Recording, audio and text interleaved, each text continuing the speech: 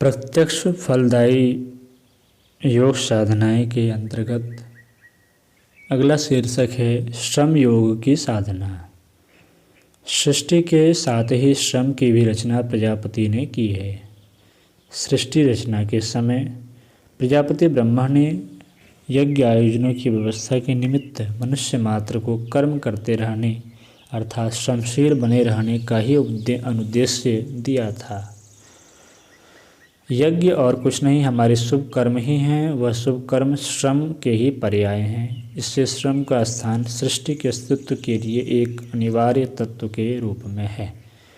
मानव शरीर ही एक ऐसा शरीर है जिसमें कार्य करने की अद्भुत क्षमता प्रभु ने दी है। कुछ जीवों यथा सांप, हाथी, कछुआ, कौवा आदि को छोड़कर मनुष्य सबसे अधिक दीर्घजीवी प्राणी है। औसतन 100 वर्ष की हमारी आयु होती है। इतनी बड़ी आयु के साथ ही दैवी उपहार की तरह उसे श्रम करने की अद्भुत क्षमता भी मिली है। एक मनुष्य 24 घंटों में से 8 घंटे आराम आदि के बाद 24 में 16 घंटे काम करता रहता है। इनमें से 8 घंटे तो आजीविकोपार्जन की दृष्टि से वह शेष 8 घंटे व्यक्तिगत व पारिवारिक कामों में लगाता है। इस प्रकार अन्य प्राणियों की तुलना में दुगना श्रम करने की क्षमता उसमें निहित है। यह इतना सारा चमत्कार श्रम का तो है, परंतु मात्र श्रम को ही इसका आश्रय नहीं, उसके साथ मनोयोग भी होना चाहिए। श्रम तो गधे, घोड़े, बैल, मजदूर भी करते हैं, परंतु उनमें मन व योग नहीं होता। वे मात्र यंत्रवत अपना श्रम करते रहते हैं।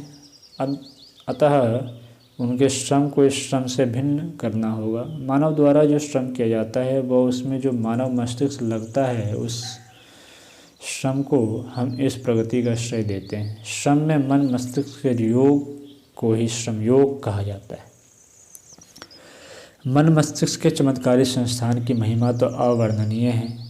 इसकी रचना ऐसी बुद्धिमत्ता के साथ हुई है कि जिस ओर भी मनोयोग लगा दिया जाए उधर ही चमत्कार होने लगता है।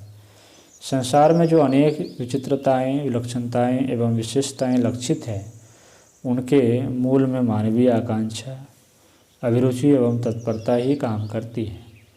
मानव मन के इस मनोयोग पूर्ण श्रम का ही यह प्रतिफल हम देख रहे हैं कि प्रकृति की अनेकानेक शक्तियाँ यथा अग्नि, जल, वायु, विद्युत, अणु आदि मनुष्य ने अपने अधीन कर ली है। वह अपने आप को इतना शक्तिशाली बना लिया है कि मनुष्य को इस सृष्टि का स्वामी ही मानने को बाध्य होना पड़ता है। अब तक की हुई प्राप्ति व आगे की संभावनाओं को देखते हुए यह कहा जा सकता है कि मानवीय मस्तिष्क एक जीता जागता जादू है। जादूगर भी अपने मनोयोग से व अपनी कला से ऐसा चमत्कार दिखाता है जिससे ऐसा लगने लगता है कि उसका काम जादू है, परंतु वास्तव में वह है उसकी जीवन कला, उसका मनोयोग व श्रम। हर तरह का श्रम योग नहीं है। हमें श्रम में मानव मन को नियोजित रखते हुए पूर्ण तल्लीनता, उत्साह व पूरे मनोयोग से अपने अभिष्ट की प्राप्ति के लिए उद्योग करना होगा, तभी तो वह श्रम योग की श्रेणी में आ सकेगा। अपने अभिष्ट की प्राप्ति के लिए अपने मन, बुद्धि एवं शक्ति को तथा समस्त चित्तवृत्तियों को एक ही ओर लगा देने से जो कर्म होगा वह कर्म योग हुआ तथा इस कर्म में श्रम जुड़ा हुआ रहा तो वह श्रम योग हुआ। मनुष्य के लिए पूरे मनोयोग से कर्म अथवा श्रम करना ही भगवान ने पूजा मानी। योगः कर्मसु कौशलम, गीता के दूसरे अध्याय के 50वें श्लोक में भगवान ने श्रम योग की ही और संकेत किया है कि हम अपने लिए निर्धारित कार्य अपने पूरे मनोयोग से करते जाएं तो यही पूजा है, यही योग है। एक किसान जो दिन भर गर्मी सर्दी में अपने खेत पर श्रम करता है, एक मजदूर जो कारखाने में अपने पूरे मन व मस्तिष्क से काम करता है, एक वैज्ञानिक जो अपनी प्रयोगशाला में अपने मन व मस्तिष्क को श्रम में नियोजित करता है, यह सब श्रम योग है, कर्म योग है, भगवान की पूजा है, उपासना है। सृष्टि संचालन, शरीर संचालन के लिए यह श्रम योग इतना अनिवार्य तत्व है। भगवान भुवन भास्कर अपने श्रम व कर्म में तनिक देरी कर दें, ढिलाई कर दे तो अनर्थ हो जाए। थोड़ी देर के लिए बिजली चली जाए तो जनजीवन ठप हो जाए। अतः प्रत्येक मनुष्य यदि आलस्य प्रमादवश क्षण भर को कर्म विमुख हो, श्रम से जी चुरा ले, तो पूरी व्यवस्था बिगड़ने का डर रहता है। इस सृष्टि का हर जीवधारी इसका एक आवश्यक अंग है, चाहे छोटा हो या बड़ा। हम सब घड़ी के पुर्जे हैं। यदि एक छोटे से पुर्जे ने भी काम करना बंद कर दिया तो पूरी घड़ी बंद हो जाती है। इधर कुछ समय से श्रम की गरिमा की अवहेलना की जा रही हो रही है। श्रम में शर्म महसूस होती है, परंतु ऐसा आलस्य, प्रमाद या ज्ञान अधिक घर करता गया तो हमारी प्रगति अवरुद्ध होना निश्चित है। आलस्य की बढ़ती हुई प्रवृत्ति, श्रम से जी चुराने की आदत हमें ऐसी स्थिति में ले जाएगी जहाँ जीवन जीना भी कठिन होगा। प्रगति की किसी भी दिशा में अग्रसर होने के लिए सबसे पहला साधन श्रम ही है, जो जितना परिश्रमी होगा उतना ही उन्नतिशील होगा। आलस्य और प्रमाद हमारे जीवन सूर्य के लिए राहु केतु की तरह ग्रहण है। इस ग्रहण की छत्र छाया मात्र से हमारा जीवन अंधकारमय हो जाएगा। अतः हमें श्रम के प्रति जागरूकता का भाव लिए आलस्य प्रमाद से संघर्ष कर उन्हें दूर ही रखना होगा। चलते रहना, श्रम की ओर गतिशील होना ही प्रगति है।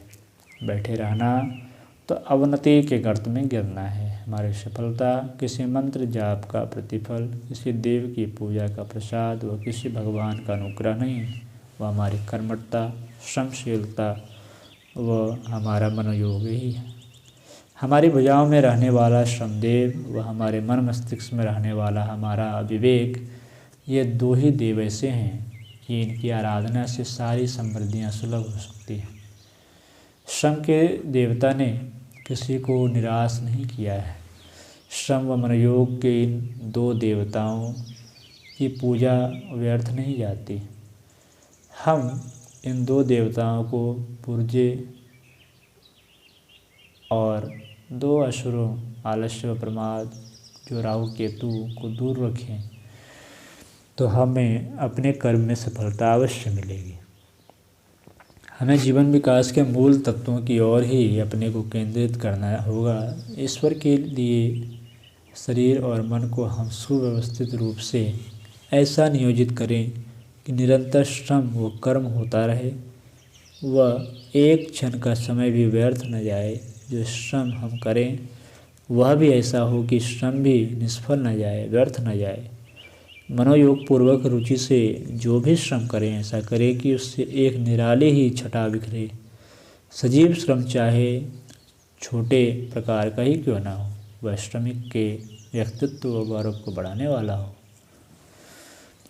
सफलता की सीढ़ी चढ़ने में जो सफल हुए हैं उनका यही तरीका था। हम भी परिश्रमी बने, काम को रुचिपूर्वक मन लगाकर बिना आलस्य प्रमाद के एक भी क्षण गवाए करें कि हमारा श्रम योग बन जाए तो अष्ट सिद्धि नवोदिया हमारा भी वर्ण करेगी। आलस्य व प्रमाद में समय गंवाने वालों पर कृपा होगी राहु केतु की, श्रम योगियों पर कृपा होगी सफलता की, उत्कर्ष की।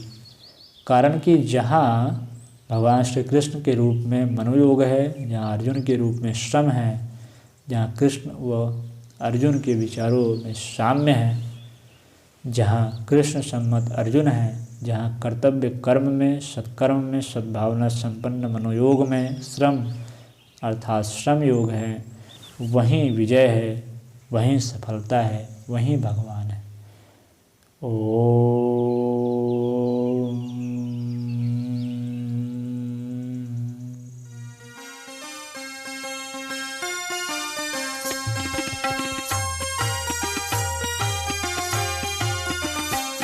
चलो गुरुदेव के सपने सजाने की शपथ ले लें। चलो गुरुदेव के सपने सजाने की शपथ